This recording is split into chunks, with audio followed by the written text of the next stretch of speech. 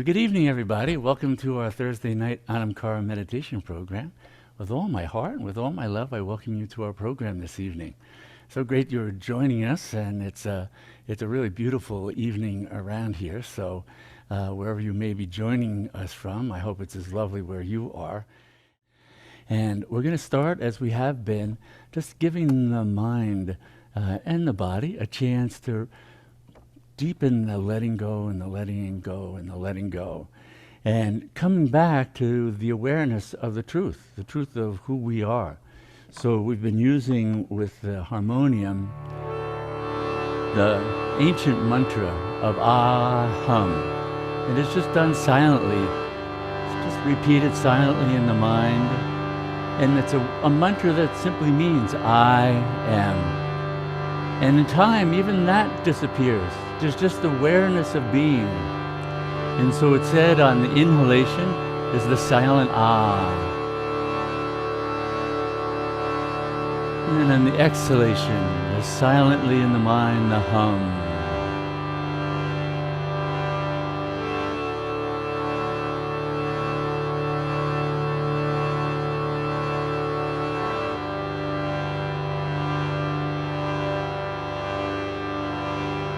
Ah, as the breath comes in silently, and hum silently as the breath goes out.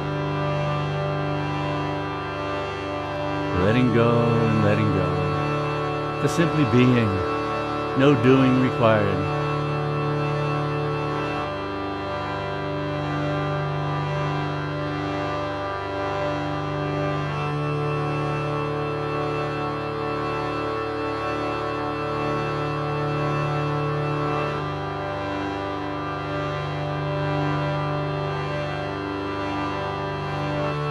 The awareness of I am free, I am boundless, I'm the infinite one. Coming home to yourself, the truth of who you are.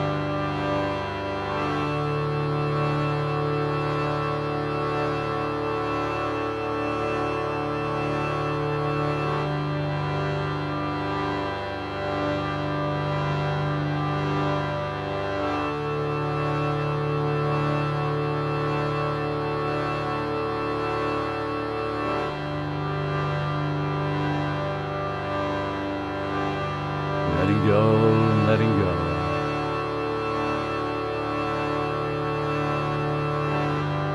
Letting go into the divine embrace of your own self.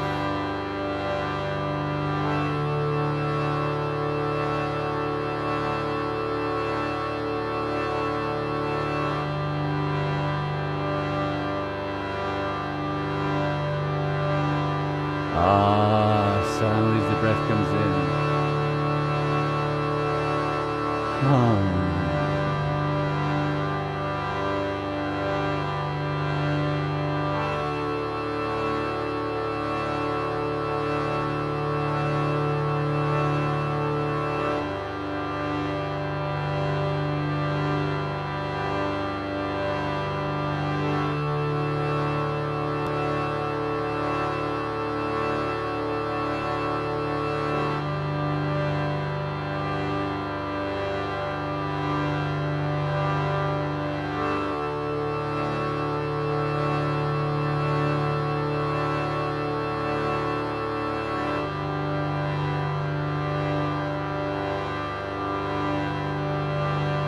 Inhaling,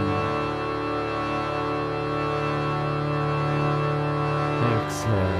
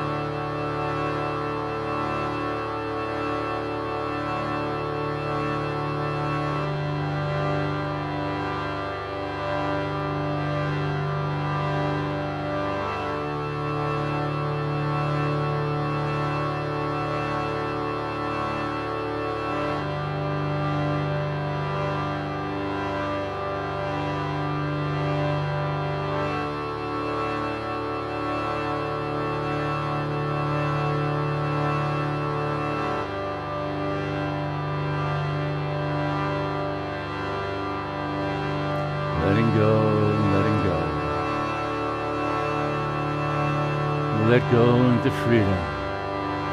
Letting go, letting go.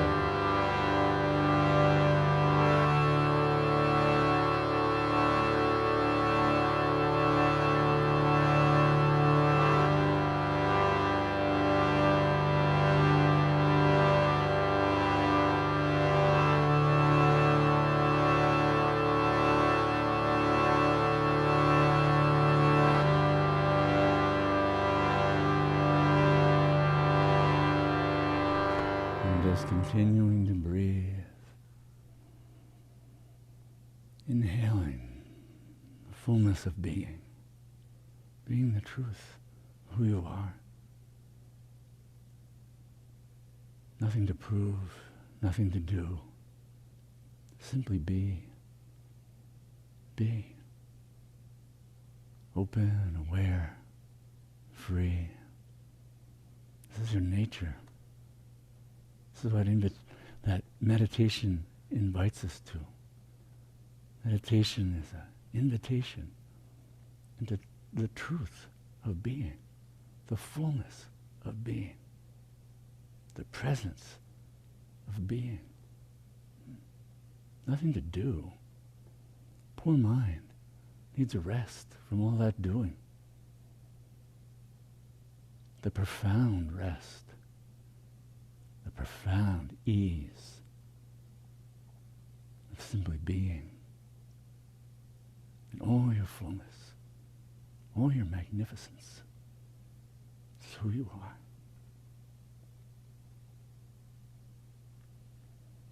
So all the traditions invite us to know. And all the mystics proclaim the truth of being. Strip away all the cultural, religious beliefs, systems. Then we see, simply be. The infinitude of love, the boundlessness of awareness, the all-embracing compassion. Not only does each and every one of us need that, the entire world needs that. All the beings in the world need that. Come home to that.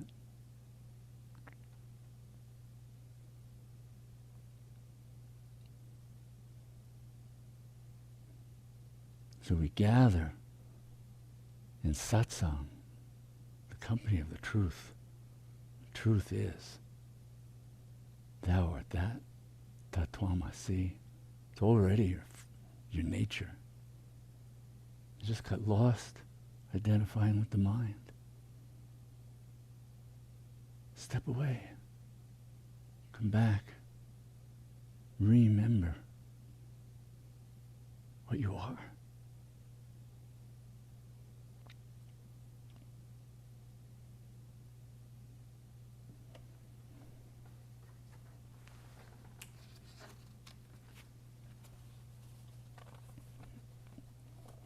Share this from the new collection, Gently Falls from Rain of Light, a collection of poetry that will come out. It's when she chooses. We don't know when.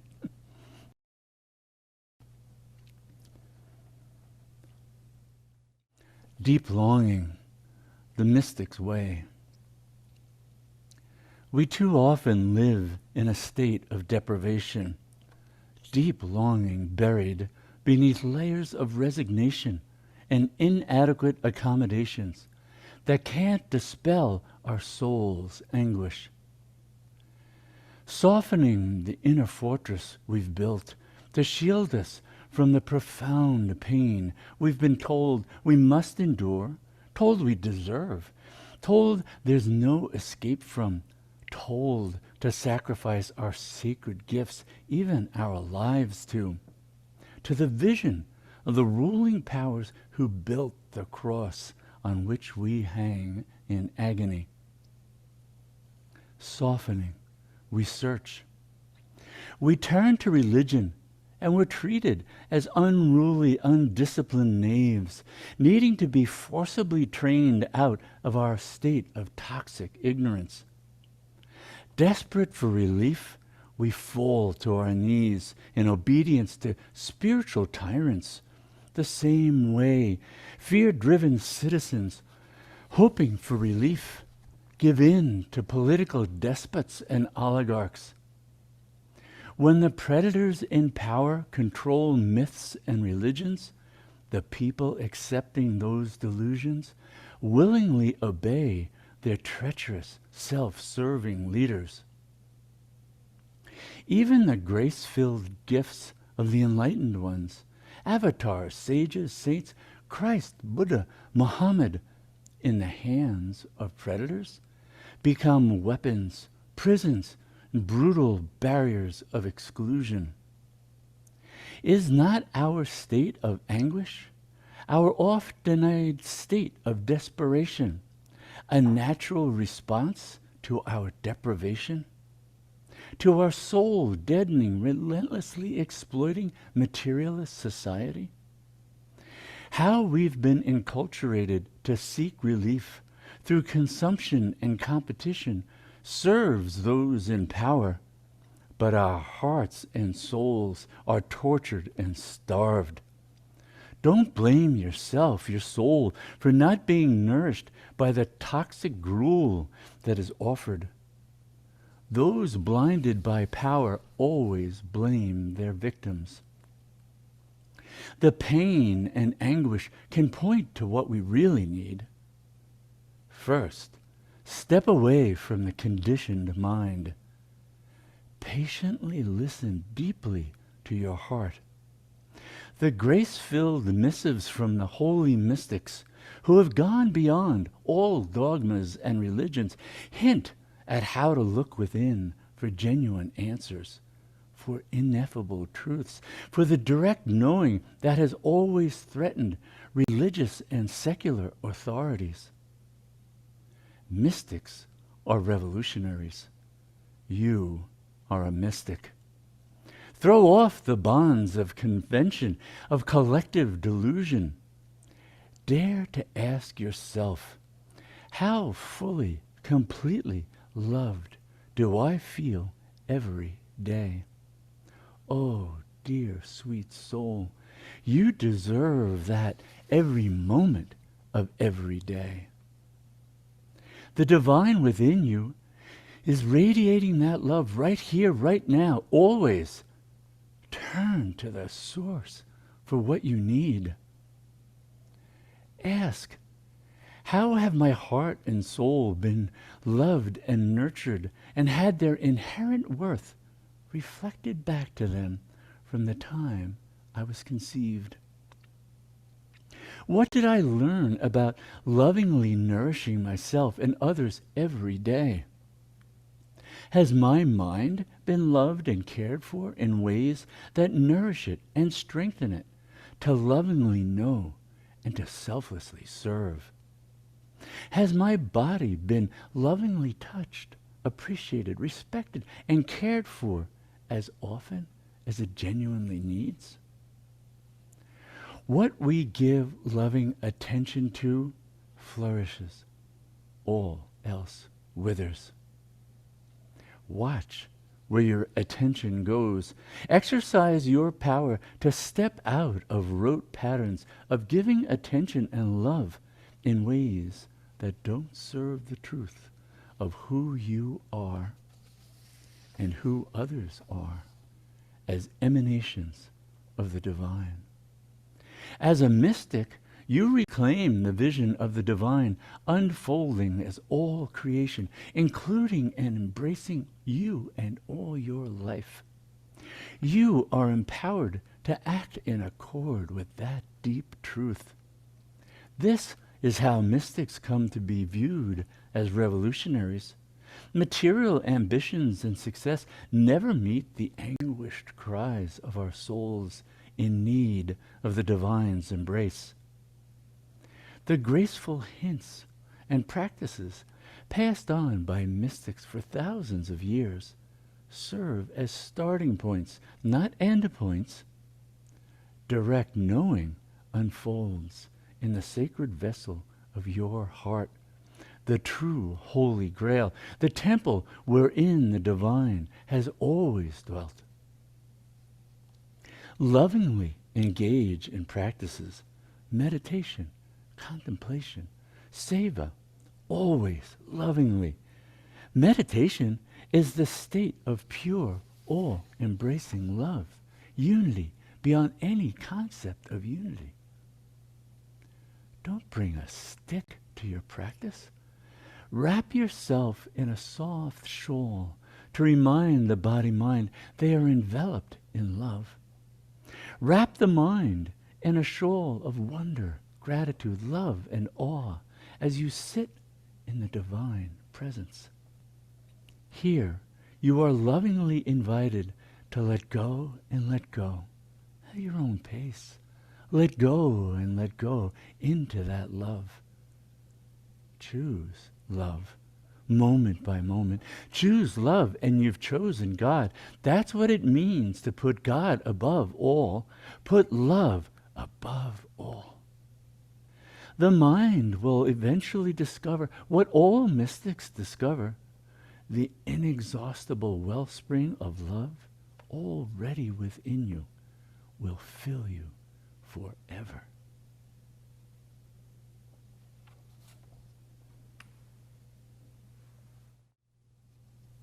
Love and longing for the divine, these are her gifts most sublime. That love, that longing, the way of the mystic, the way of the heart, the way to know the divine. You can only know the infinite by merging in the infinite. We know that to draw close to someone, we do that through love, the intimacy, the embrace, the merger, the melting. That's what we're invited to. That's what this practice is about.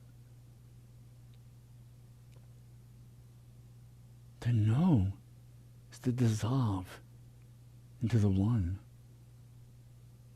The only way to know. There are no concepts that can encapsulate the one. It's infinite. We have to rely on the infinite to know the infinite.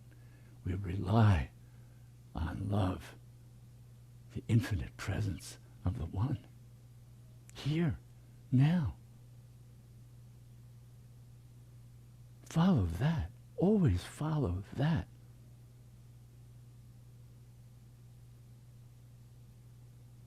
The mind is attracted to all kinds of practices, right? The mind is a construct. It has an affinity with other constructs. But who are you? What is that love?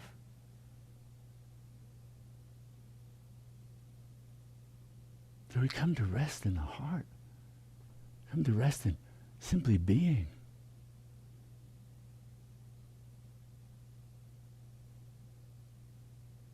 The mind keeps saying, give me something to do, give me something to do. Let go, let go, let go into the stillness. Let go, the divine presence. Here, now, you, all. It's all there is.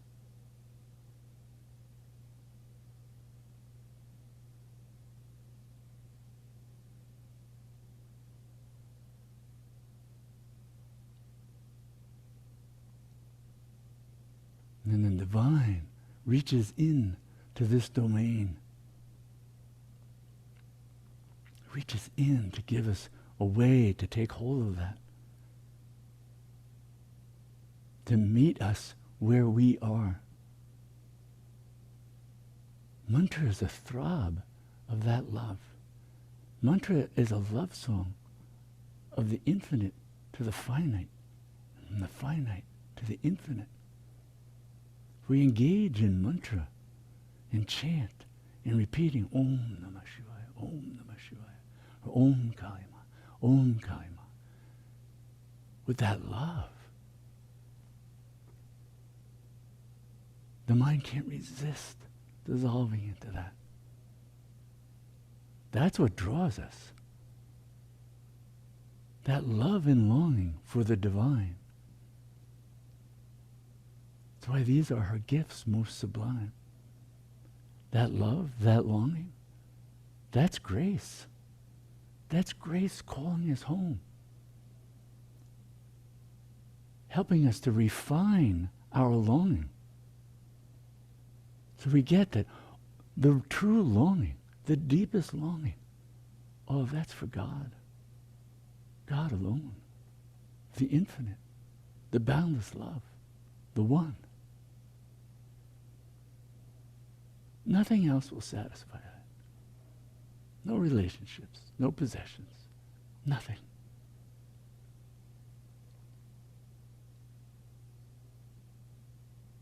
We can enjoy those things in their fleeting ways. But our soul, oh, our soul,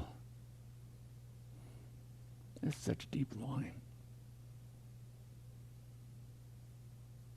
So the mystics always talk about that longing as the fire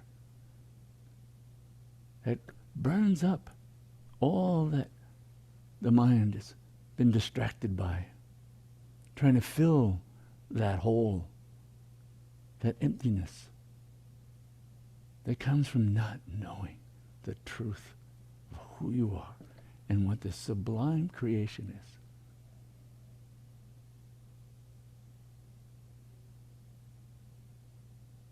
Till we know that, there is no rest. Because that root, that discontent, is divine discontent. It's the discontent that is there to lead us past all the passing fancies that may distract us for a moment, and then we're back in that state of longing, of wanting, needing. To enter the depths of that.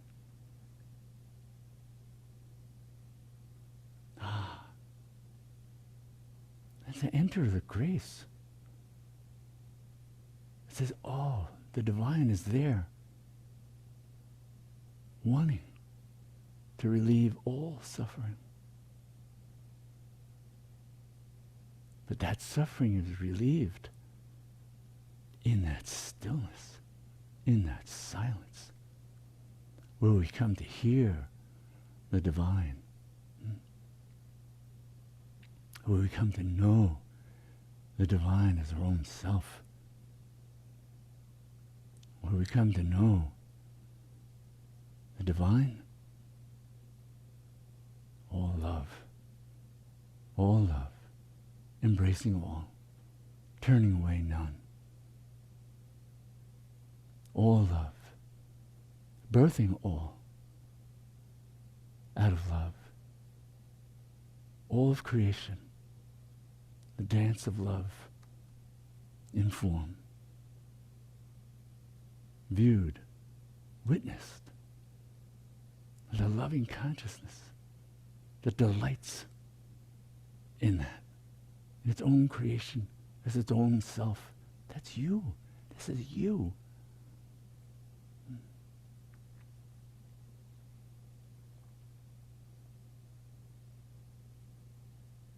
To let that longing blaze, that longing for the one consume everything else.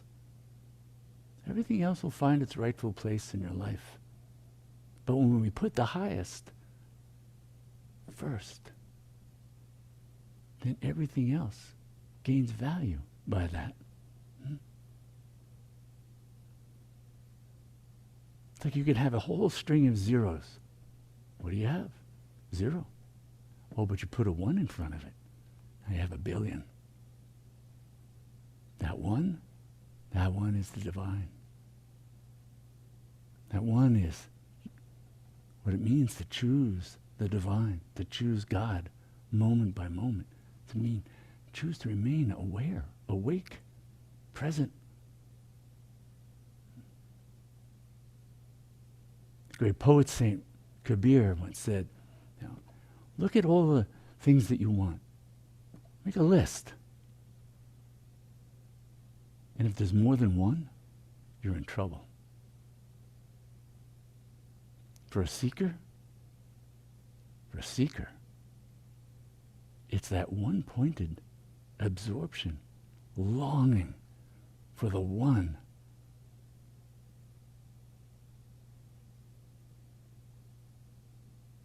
Longing for the one. So Kabir says, look at me. I'm a slave of that longing.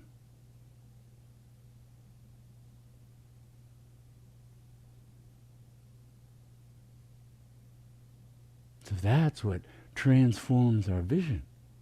So that all we see is the one in our children, in our spouses, in our lives, in our interactions.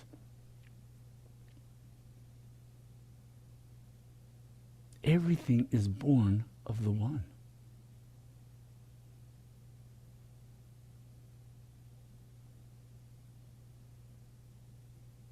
So choose love. You've chosen the one. And that one, that one chose you before you were born. You've been in that embrace every moment of every life, of every form you've taken. There is no escape from that. There is no outside the divine. The divine encompasses everything. Every thought, every feeling, every fantasy, every memory, every trauma, everything. But when we let go of the things, the limited forms of those things, then we can melt into the embrace of the infinite one. It's already there. We can come to know. We already rest in that.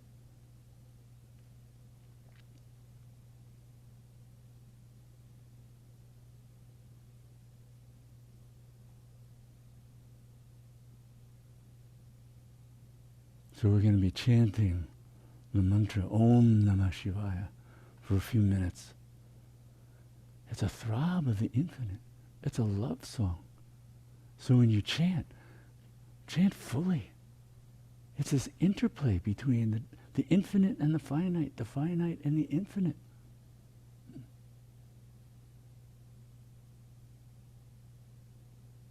Allow yourself to get fully absorbed in that.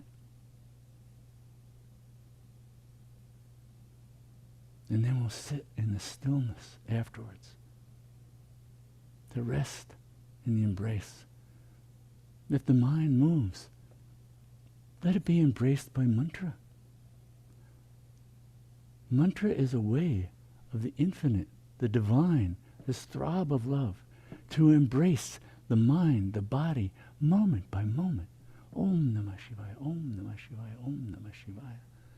Chanting it aloud, it reverberates right to the marrow of your bones. Every cell in your body embraced by that throb of love. You're repeating it silently. It's embracing everything about your mind, your thoughts, the past. Everything can dissolve in that embrace. Om Namah Shivaya. Om Namah Shivaya. I bow to the divine. I bow to the infinite, the divine within everything. Within you, as you.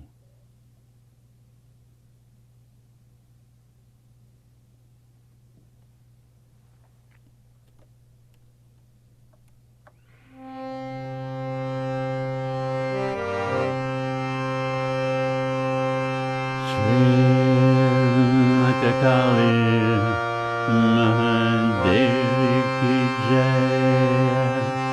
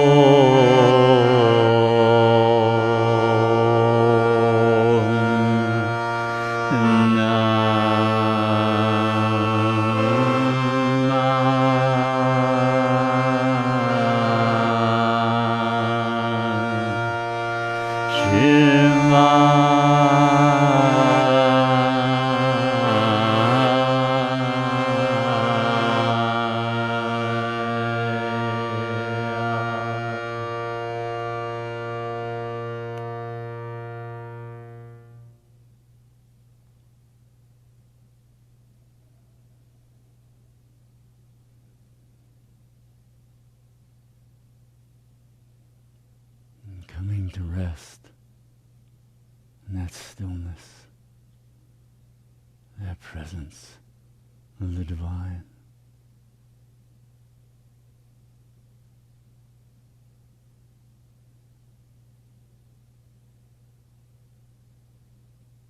May you hear God whispering in your ear, I love you. I am you. I love you. I am you. I love you. I am you. As all your suffering slips away.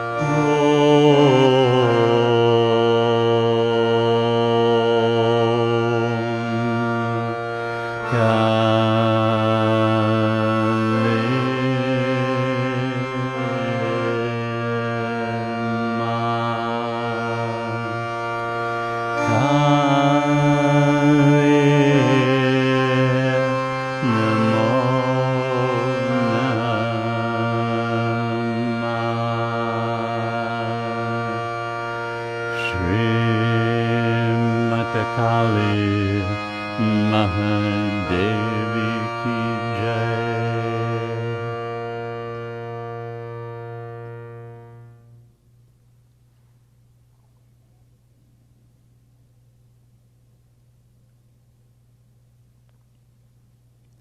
We end with this prayer that may all our practices truly benefit everyone, and may all beings know complete freedom from suffering.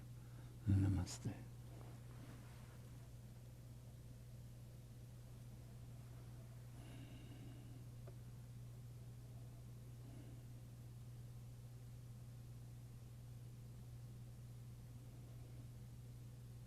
That silence, the stillness,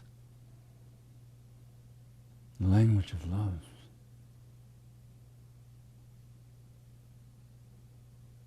Love needs no words.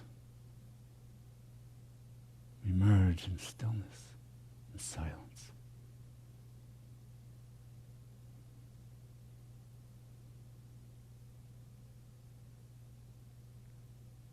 So in your practice of meditation, remember that. Wrap yourself in a shawl of love. Meditation, the invitation to come to rest in the divine embrace. It's not a battleground. Soften, melt.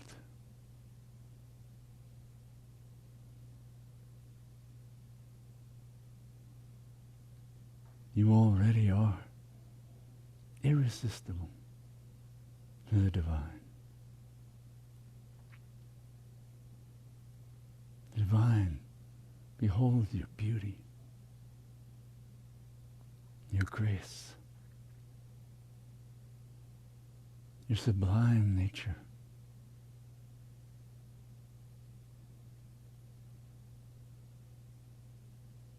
All else is the delusion of the mind. The divine does not take it seriously.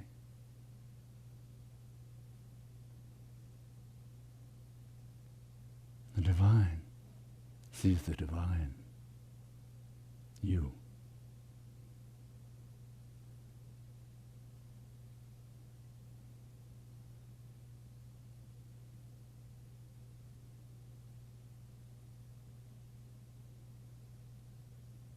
So thank you for coming this evening, bringing your divine presence, your essence, your commitment to practice, your longing. Oh, the fire of longing. May it consume all obstacles in your life.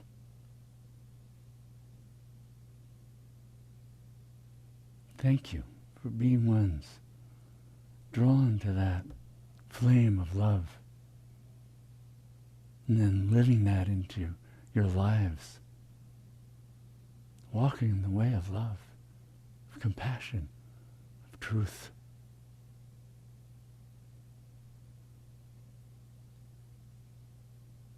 That's where equanimity arises from. Being at rest in love, compassion, truth, unshakable.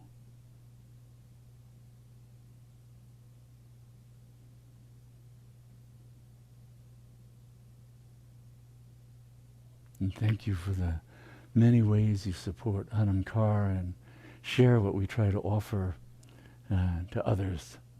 It makes a big difference, so thank you. So with all my heart, with all my love, thank you for being here. And I look forward to seeing you again.